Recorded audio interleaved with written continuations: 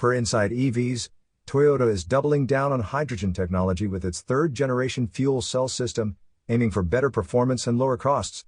The company says the new system is smaller, lighter, and up to twice as durable as before, offering reliability similar to diesel engines but without the need for routine maintenance. Fuel efficiency has improved as well. Toyota claims passenger vehicles equipped with this new system can travel 20% farther. For perspective, the Toyota Mirai currently has a range of 402 miles, meaning the new system could push that to around 480 miles, if you can find a hydrogen station.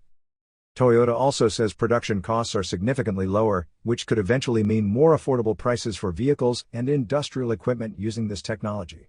While passenger hydrogen car sales remain low, with just 1,778 units sold globally last year, Toyota is implementing its fuel cells in trains, trucks, and construction equipment, especially for locations where battery charging isn't practical. The new system will debut next week at the International Hydrogen and Fuel Cell Expo in Tokyo, with commercial applications expected after 2026 in Japan, Europe, North America, and China. You are listening to Yuan News.